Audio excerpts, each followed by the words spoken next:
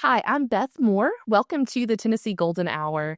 Today, we're going to have a special conversation about someone who is very dear to Tennessee Baptist Mission Board, to Tennessee Baptist, and most especially to our collegiate missions, Bill Choate. Bill Choate was the collegiate ministry director for many years.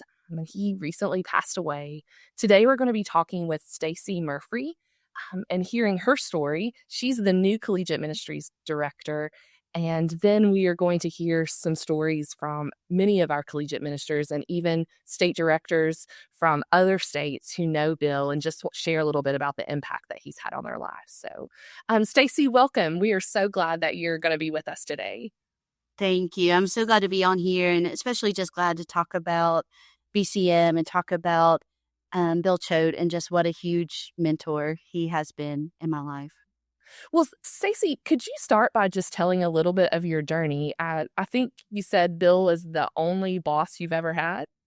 Yeah, so only ministry boss I've ever had. And so I feel really blessed to have just a friend and mentor, boss in ministry that has kind of seen me through so many phases of ministry and calling. I actually first met Bill when I was a college student. Wow. I was a college student at Austin P, and I believe that Bill had been in the state director job for a few years at that point. And during that time, within our BCM structure, we have BCM leadership teams, and these students help plan and provide ministry and do ministry on their campus. We also, during that time, had a state leadership team. So if you were a BCM leader, you could also apply and be a state leader, and you would help with state events, and you got to come to different things and help with summer missions. So there was a period of my junior year of college that actually served as our state BCM president. And so just got to come to meetings, help MC things, got to know some campus ministers. And then that's where I initially met Bill, was as a college student. Somewhere there's actually a picture of Bill and I, me as a college student, he as the BCM state director. And what they would do every year at our spring leadership conference would kind of be the end thing of the BCM year. Everybody loved to go to that. There'd be a big summer missions commissioning, and they would always recognize the state leaders. And they would always receive this engraved wooden gavel, and Bill would present them with that gavel. So somewhere there's actually a picture and myself and Bill, and he's like presenting to me that BCM state leadership gavel. So I feel really blessed that I have gotten to know him for so long, and like I said, just kind of knew him through so many phases of my ministry calling. Yeah. So originally you came on to work for Tennessee Baptist Convention as Bill's assistant or Yeah. So kind of my story was graduated from Austin P, dear, kind of like so many of our BCM students, just really begin to sense God's uh, leadership and call to ministry in my life. I really felt God's call in my life to missions, and had done summer missions, and actually had served as a semester missionary in Southeast Asia, and had come home. Was kind of thinking next steps for me was going to be an IMB journeyman, or to live overseas. And sometimes I even am surprised that, hey, I'm not living overseas somewhere, because just that call to like traditional missions was so strong in my life. And I got home and some doors weren't really opening to go back overseas. So I just did the thing that I thought was best. I knew Bill Choate, and he was just a person in ministry that I knew. And actually, my mom suggested, hey, why don't you give Bill Choate a call and just see if there's ministry opportunities available. So I did, and just kind of had the opportunity to come on board TBMB. And like you said, for about a year, served as a ministry assistant with collegiate ministries and some other areas of Tennessee Baptist life. But shortly after that, the opportunity came open for me to serve as the collegiate mission specialist. okay. So I did that for about 6 years. Just really kind of seemed like a dream job for me in some ways, because it was college students, but it was also missions and like mobilizing them to do missions. So really got to know Bill well during that time serving in that role. Um, Bill had taught me a lot about leading college students on mission. During that time, Tennessee BCM had a partnership with Graffiti Ministries in New York City. Mhm. And, so Bill and I would take teams to New York City. He's, taught me how to navigate large cities just like he has so many other people that share those stories as well, you know? And you learn ways that Bill doesn't like to be, embarrassed when you're in a big city or on public transportation or different things like that. But he and I took several teams, to work with Graffiti Ministries. Many of those students who are doing full-time ministry now, some of them return to New York City, for a longer period of time. And so I'm just really thankful for, Yeah. now I got a front row seat to see how does Bill Choate lead mission trips? And like, what am I gaining from that? So much of that plays into how I lead mission teams now, Mm. why I take students on mission and, just how I encourage them in that. So, was in that collegiate mission specialist role for about 6 years, before I began at Austin P, and really my story there, um, kind of the last couple of years in the missions job, my eyes really began to open up to what a huge mission field our university campuses are. You know, I thought I was doing this missions job and, hey, I'm living out my missions call. I'm sending students on mission. But kind of what happened in my life is I began to just be a part of a lot of our campuses here in Tennessee and see the need. And then I also began to understand some emerging regions, areas of collegiate ministry.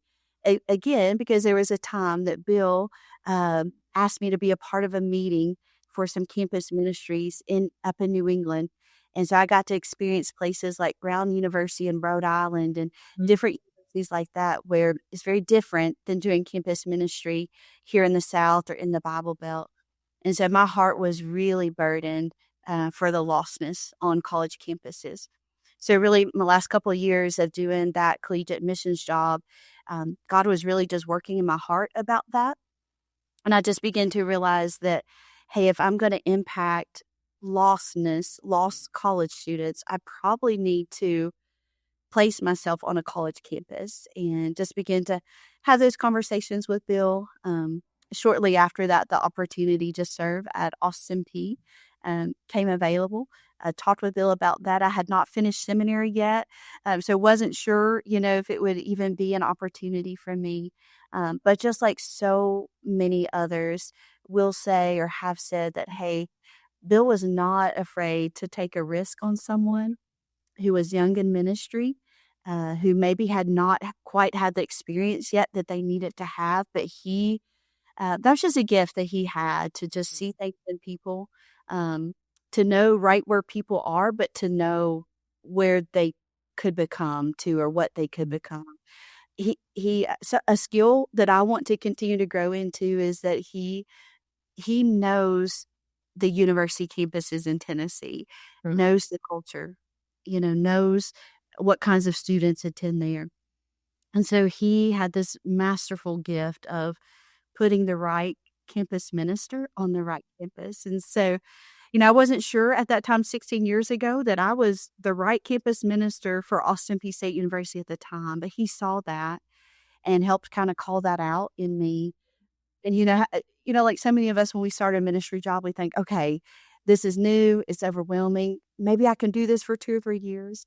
But that's been 16 years that I got to lead and serve the ministry there at Austin P. And just so thankful for that. And again, during that time, Bill as my boss, as my mentor, learning to be a campus minister and lead that ministry and work with churches to make gospel impact on that campus.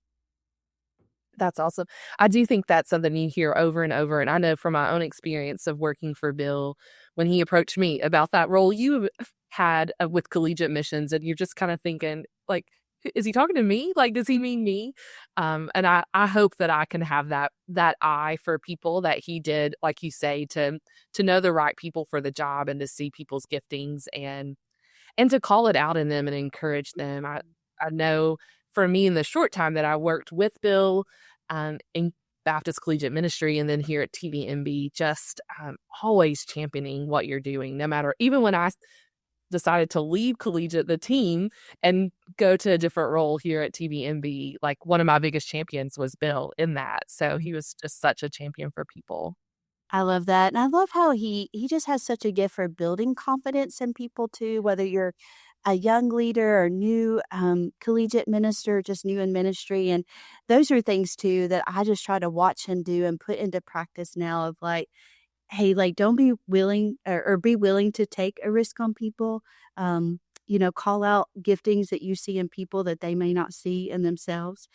I mentioned all these trips to New York City Yeah.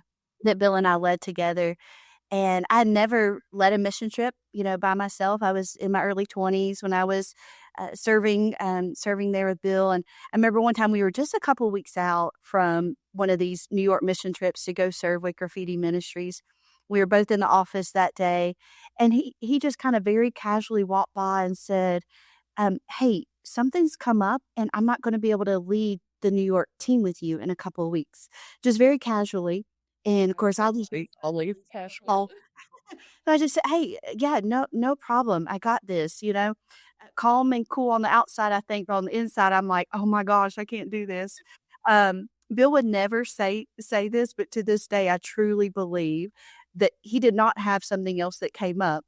He just wanted that opportunity for me to say that I could take a group of students, 20 students somewhere, come back with all of them, make sure they had an amazing experience, and because of that, you just grow in confidence and continue on from there, so I'm just thankful he does that. You don't even know what he's doing at the time. Then, maybe years later, you're like, "I see what he did there," you know? Yeah.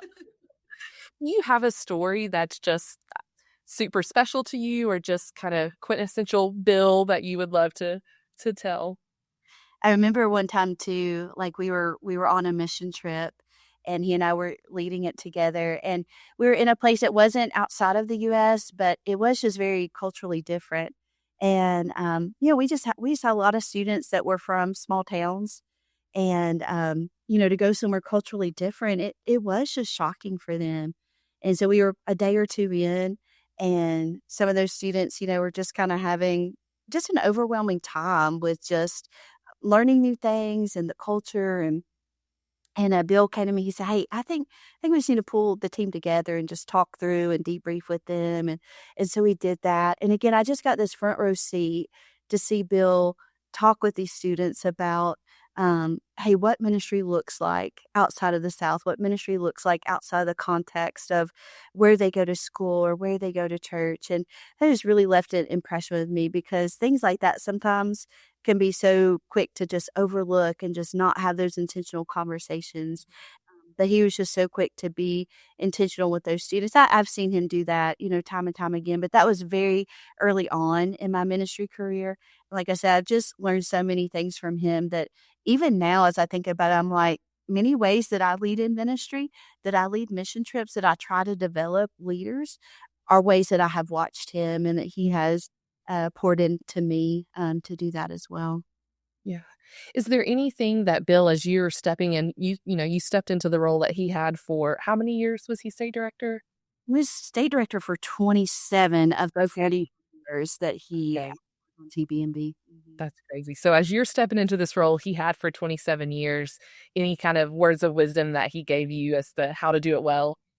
Yeah, one of the things, Bill is just a big supportive, like, hey, be yourself, use the gift that God has given you because He has gifted each of us individually with gifts. One thing that I always appreciated about Bill as as I served as a campus minister that I kind of just take into this role too is that Bill was always encouraging and very big about like, "Hey, God has given you a task and you stay that course. You stay doing that task. You stay in your lane doing the job that God has given you to do," because he knew, as we all know, that there are so many distractions in ministry. Sometimes we can just be so busy or spin so many plates, or we can have a lot of outside voices. But he has been a constant mentor to many of us to say, "Hey, no, you keep your head down, do your job, see what God's going to do as a result of not being distracted, but just staying the course. And sometimes, that's just a voice I hear in my head too, of just staying the course. No matter what's going on around you, there's a calling that the Lord has given you. And so stick with that. Stick with your why. Remember your why and stick with that. Yeah.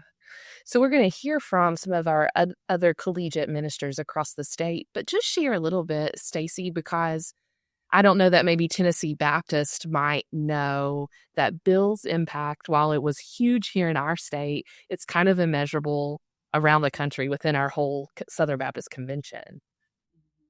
Yeah, it really is something that a lot of people may not know about Bill is not just ways that he served here in Tennessee, but he was really instrumental nationally with BCM. There are campus ministers and collegiate leaders all across our nation that Bill has influenced. And just been a steady voice for BCM for so many years now. I meet campus ministers who will say things to me like, hey, I only had just a chance to meet Bill one or two times at a conference or maybe a meeting. They said, hey, he took time to sit with, he took time to have lunch with me, to have coffee with me. Even stories about campus ministers in other states who will say, Bill just drove to see me to encourage, and sometimes some of them will say things like, Bill said he wanted to come and learn from me, but, Yeah. we knew he was just coming to like encourage us. And so his influence has been really, really wide across the nation. A lot of younger campus ministers that he has influenced, and we're all the better for that for sure. Yeah. Well, it's going to be great to hear from some of these other collegiate ministers and how Bill has impacted them as well. What really was impactful to me is that I knew that Bill believed in me, even though when I didn't really believe in myself all the time.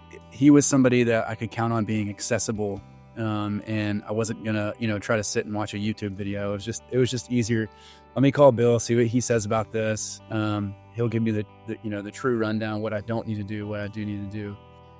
As he became, somebody I called on for homeownership, I'd also call on for, chats through difficult conversations I was having to have or decisions to make.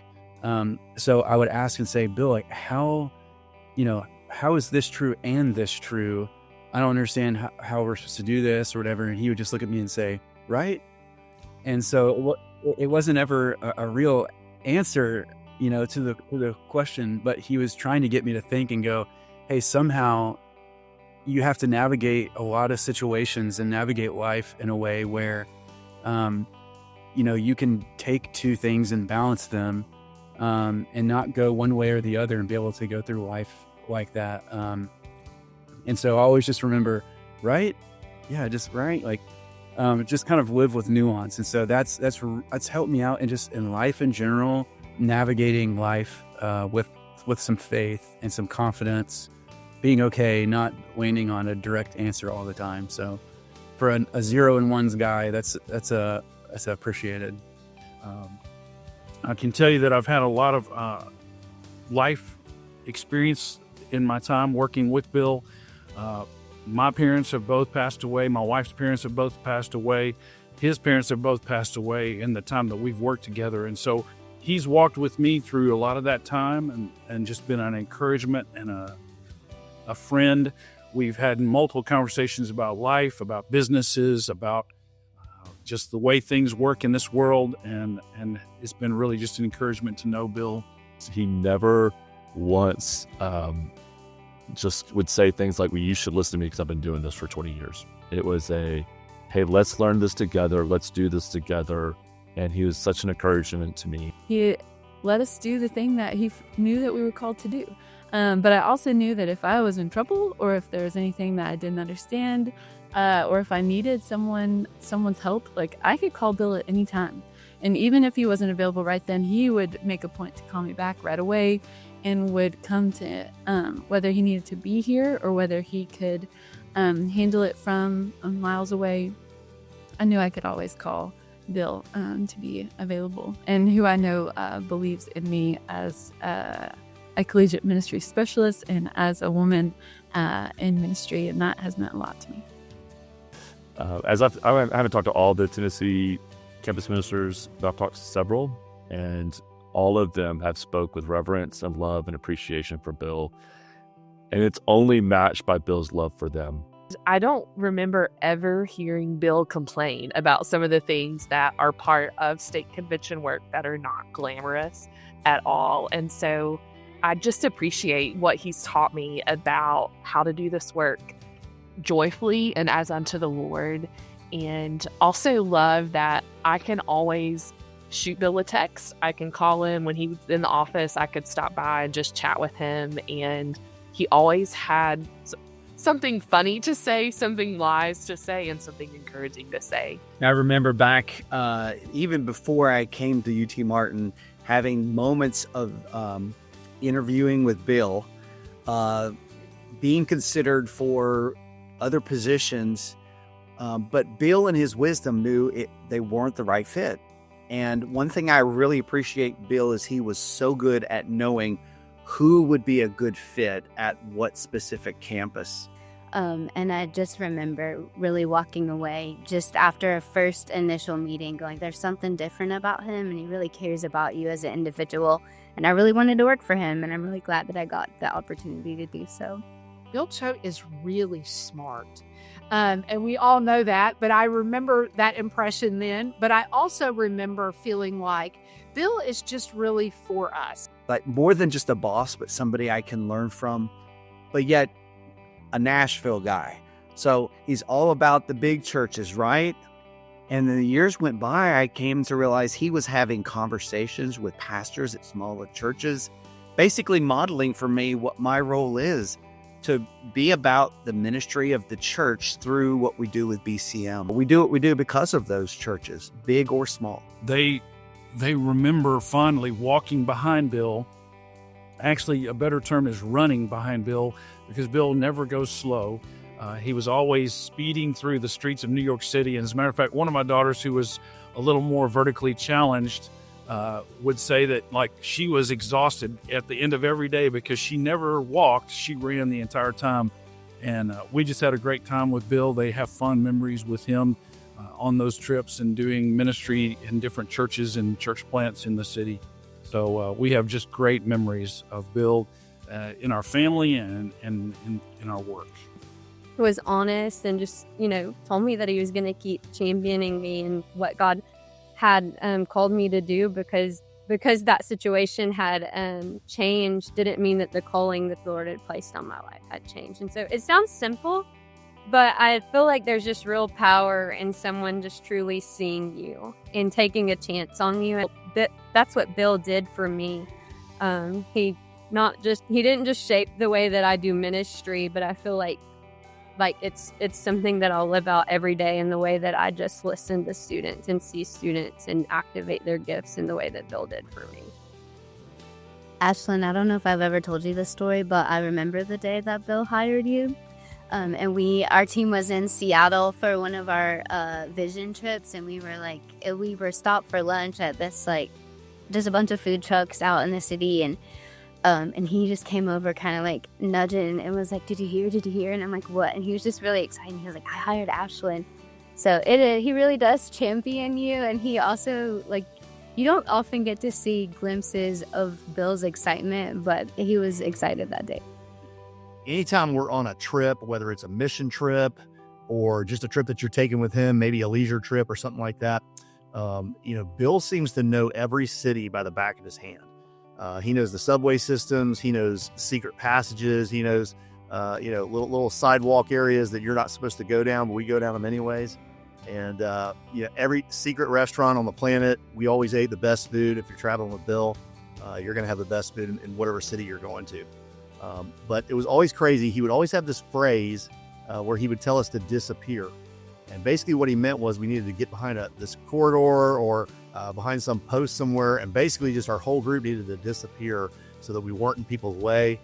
We weren't impeding the sidewalk or whatever the case may be. Bill was always real big about making sure that we didn't get in the way of the culture or the way the city operated, and that we just didn't, I guess, impede some of the things that were happening around us, other people visiting or people that lived there. So he just always had a great way to phrase those things, but also it's just great to travel with Bill. He's incredible.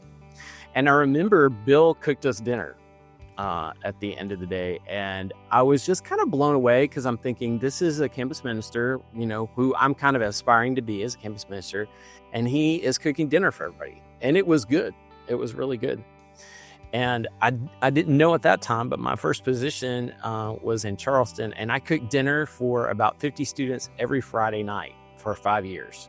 So you do everything. There's a little bit of everything, but I was just so impressed by that, by just like learning that skill, serving in that way, and making it good. Anyway, he was very generous with his time and his wisdom and his insight toward all of us. And I would say that in collegiate ministry, Bill, I have the same feeling about Bill that I do personally, in that he is for us. He is for the success of Baptist collegiate ministry, not just in Tennessee, but nationally. And for that reason, who we are and what we do nationally is stronger because of Bill's many years of investment in it and his support in it and his generosity to all of us in BCM. Well, and even a bit what you mentioned, Ashton, about being intimidated.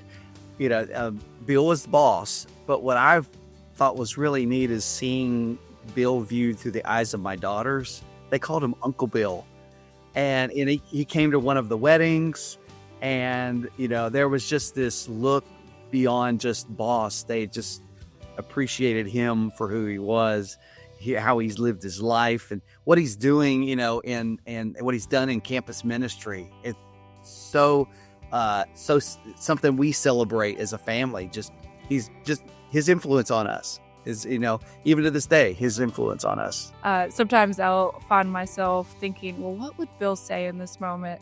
And so sometimes that's really been helpful for me in my job. But then also Bill has impacted me, I would say even more so on the side of like my marriage and learning how to be a wife and model what a healthy marriage could look like.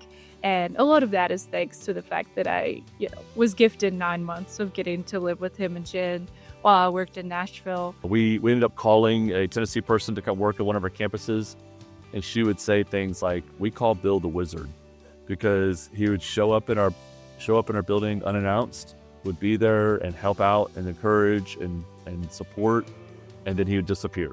And she was like 4 hours away from Nashville, so it wasn't an easy jaunt to her campus. And I just remember thinking, Bill loved his staff. Bill loved students. He stayed connected to students in a way that I'm envious of. And then he had a bigger picture for BCM beyond just Tennessee. As a state director, when I have things that are going on in my state, decisions I have to make, one of my first questions is, what would Bill do? But Bill got up there, and with one of the largest teams, I think at the time there were 23 of us, and he named each individual campus minister, our spouses and our children, by name. And you could hear a pin drop when he walked off the stage. And it was everybody recognizing that not only did we work for Bill, but he cared about us as individuals. And I'm very grateful. It has literally changed my life working here at BCM. It's changed my family's life. My kids have a respect for Jesus and for ministry that I think BCM has really been a big part of that. And I owe Bill a debt of gratitude for taking a chance on this guy right here. Yeah, I pray that people can stay focused. We believe in it. God's called us to it. We still are building leaders for our churches, for the kingdom, for the mission. My prayer is that continue, that we can stay focused on that.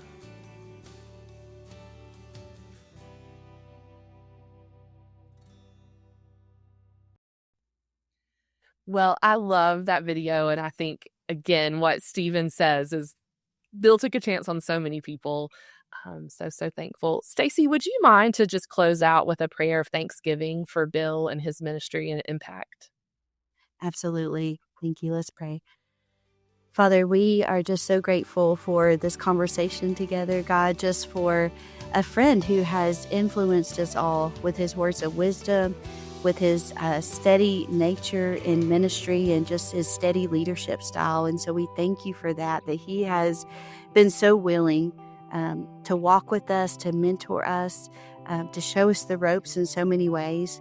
I thank you, Father, for Bill's passion for the university campus, for so many college students throughout the years, God, that are now serving in ministry or are serving in their careers, God, but they are serving their local church and they are following your leadership and your guidance in their life, God. We thank you for Tennessee BCM, God. We thank you for the foundation that we have. Thank you for how Bill has added much to that foundation. And so we pray as we go forward, Father, that you will help us to be good stewards of all the things that we have learned. And you will help us to continue to just plant gospel seeds together with churches on our universities and our college campuses across Tennessee. We just pray these things in your name. Amen. Amen. Well, if you want to hear from Bill directly, we had a great interview with him as he announced his retirement. You can find that on the Tennessee Golden Hour, on wherever you watch podcasts, on our YouTube channel. And our next episode, we're going to be talking with Stacy and looking ahead to the future of Tennessee BCM.